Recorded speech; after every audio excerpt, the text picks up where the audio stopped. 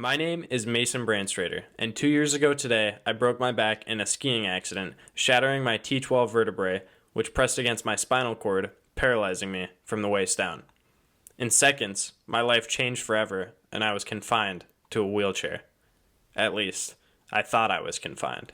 1 year ago today, I made this video, describing that I wasn't completely paralyzed, and I was learning to walk again. I would highly recommend you go and watch that video if you haven't already, because I describe exactly what happened to me in the first year after becoming paralyzed.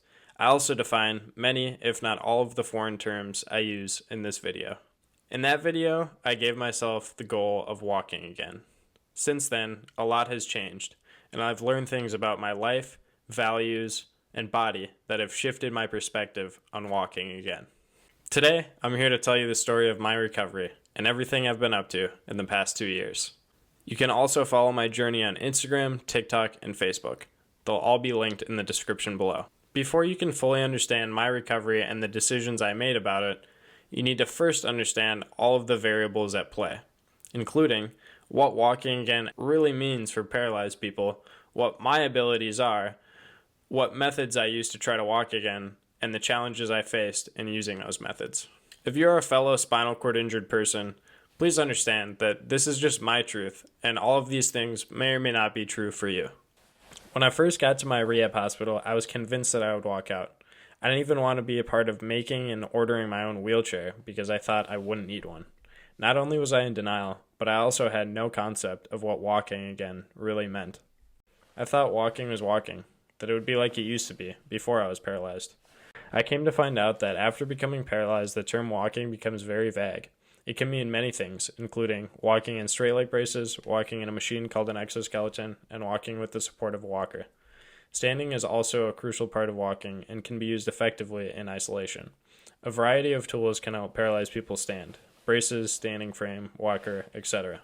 Any of these things and more can be functional for everyday life, but using them in replace of a wheelchair, that's another question. Most people that don't understand disability think that if you can walk, you don't need a wheelchair. And at this time in my recovery, I was one of those people who didn't know a lot about disability. I wanted to walk, and I didn't want my chair. I was also hoping that with the function my body retained, I would be able to walk instead of using my wheelchair. I'm a T12 incomplete paraplegic, meaning I have some sensation and movement from the waist down. I can feel everything below my waist to some degree, with my right leg feeling more than my left. As far as movement goes, my hip flexors and adductors are my strongest muscles, followed by my right quad and hamstring. My left quad and hamstring are both weaker. I also have difficulty moving them. This is because I can't feel them as well. My toes and calves will only activate when I am weight bearing, but just to very minimal degrees. In simpler terms, I can move all the muscles above my knee to some degree, and when I'm weight bearing, I can move all the muscles below my knee to some degree. Also, my right leg is stronger than my left. The reason I am able to stand so well is because of my spasms. I have extensor tone, which locks my legs into extension.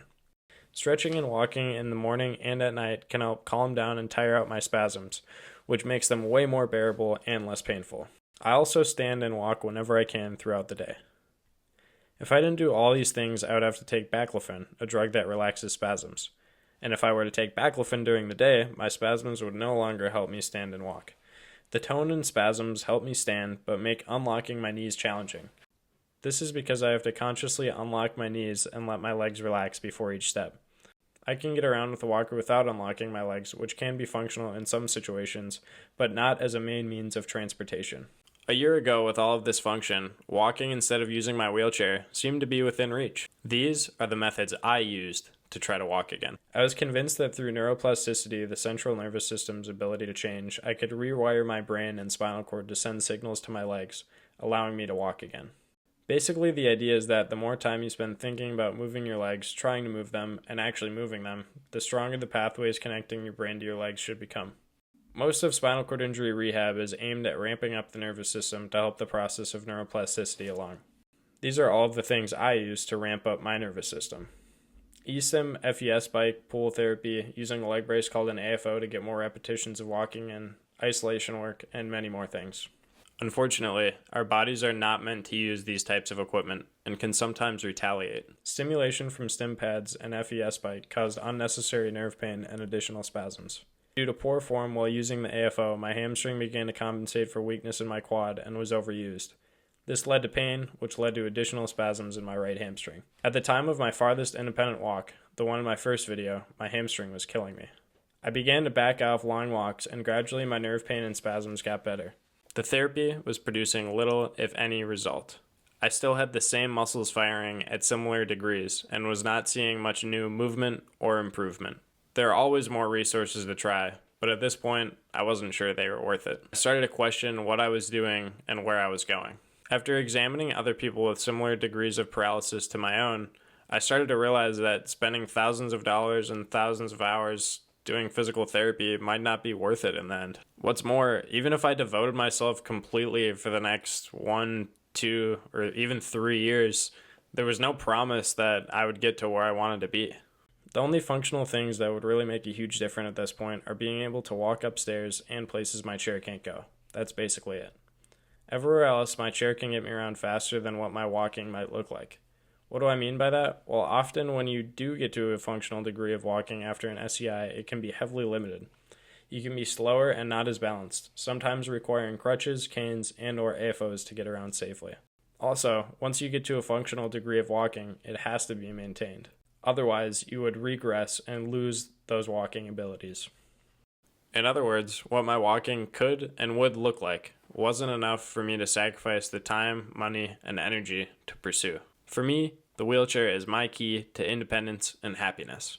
It allows me to do everything I did before the accident at pretty much the same speed. This, in turn, will allow me to have the most productive and full life that I could ask for.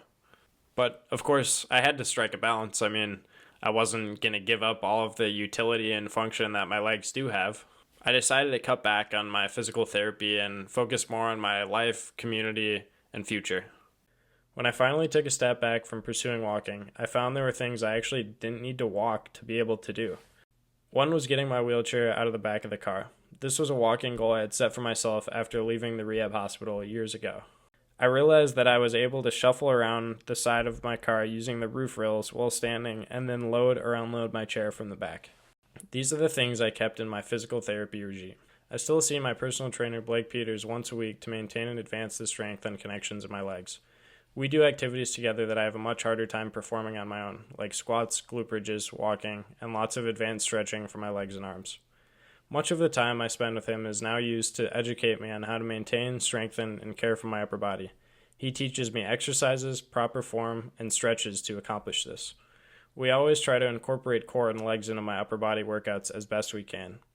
We also plan the best training routine for an upcoming triathlon I will do. I still use my standing frame quite frequently to make sure my bones stay strong. The final thing I kept in my routine is walking and stretching in the morning and at night. Also standing and walking whenever I can throughout the day. Right now, this amount of therapy is enough to keep my legs as functional as I need them. I'm open to however my body heals and any function in my return, but currently, walking is not something that I will heavily pursue. After making a huge decision to move on from intensive physical therapy, I finally had the time to do things that I love, and I also had time to explore new things. I've been making more film and art, and I've been super active on my Instagram, TikTok, and Facebook, which again will all be linked down below. There I post exercises I do, how I navigate the world around me in my wheelchair, and how I stay positive. These are a few things that I've been able to do in the past year. I went on a road trip with a couple of my friends. I learned how to actually swim, went to a tennis camp 3 hours away for a weekend all by myself, took my first independent flight, learned how to play pickleball, took my friend ice fishing all by myself, went camping, paddleboarded independently, started going to the gym on my own, went to Utah with my paralyzed friends thanks to Craig Hospital and the Kelly Brush Foundation, and so many more things. I finally started living again, and I found that there was no need for walking. I also have a new physical goal in replace of walking, doing a triathlon.